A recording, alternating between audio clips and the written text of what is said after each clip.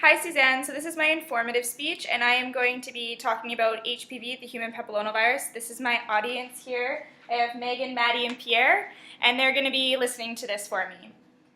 So, the HPV, or the human papillomavirus, can affect both men and women, and there are many types, but there are four main ones. HPV is no joke and it's very serious. Many people have heard about it in the media, and they think, what is it? Or how can I get it? Or even, what are the symptoms? Lastly, a question that is most commonly asked is, how can I prevent myself and my family from getting HPV? And HPV is commonly underdiagnosed. The virus is similar to the common wart, and you may have had one like on your finger or your foot when you were a kid growing up. But with HPV, it's commonly found on the genitalia. It can even cause some types of cancer. For example, it's found on the vagina, the vulva, the cervix, the penis, or the anus. And there are also cases of throat cancer. So here I have a graph, and it shows you that the different types of cancer that are found in both men and women. And the most common for women is the cervical cancer, and for men is the throat cancer. Pass it around so you can see it closer. Dr. Evans from Mercury Film stated that the most looked at type of cancer caused by HPV is cervical cancer. And he says that about 99% of cervical cancer is caused by HPV. James Ramett said that people most at risk are women between the ages of 15 and 55, but highest is among women 25 years and younger. Globally, it is seen mostly in Africa and South America. James Ramett also noted that there is over 100 types of HPV, and many do not have symptoms. This results in over 70% of sexually active adults being affected and not even knowing it.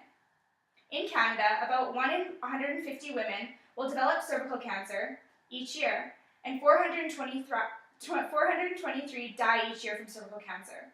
So how do you get tested and how do you know? Like said before, there are over 100 different forms, and many are fought off just by the immune system. But how can you find out if you've been affected by a strain of HPV that causes problems? For women who have been sexually active, this type of virus and cancer are looked at during your regular pap smear. During this exam, the doctors are looking for cell changes to the cervix that if not treated can become cancer. And that can look like this on a normal cell. It kind of looks like a flowery growth. It is important to see your doctor if you develop genital warts or are concerned that you may have been exposed. In men, it's a little more difficult to diagnose. Men don't always show symptoms.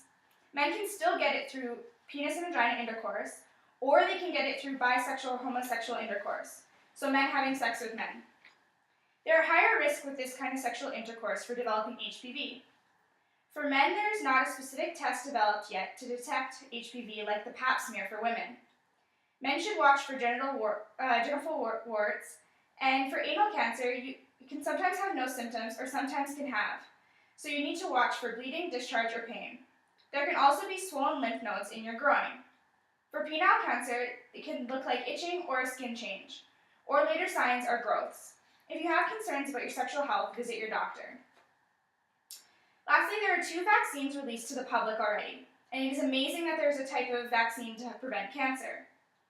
Girls are the targeted gender, but research is still being done for men. Charles Lockwood said, "The key to prevention is early administration." So that means that the targeted age group for this is grade 5 to 8. Charles believes that this age is ideal to ensure vaccination before being sexually active. You can still be vaccinated if you're sexually active, and it still can prevent you against some types. Gardasil was the first approved, and it prevents against both genital warts and cancer. Cervarix was also developed, but it only prevents against cervical cancer. Between these two, the most common given is Gardasil. Both are given by injections, like this one. It's just taken from a vial like this and it's put into the syringe and injected intramuscularly, so it can go into your arm, but most commonly it's given into your butt or into your leg here. Both vaccines are needle injections, and they're given in 3 doses over 3 months. So you'll get a dose from this vial and this needle 3 times. So once right when you start, then 3 months, then 3 months later. It's very important to get all 3 injections for it to be most effective. It can be seen that HPV is serious and should not be overlooked. It affects many people who are sexually active and they're not even aware that they have it.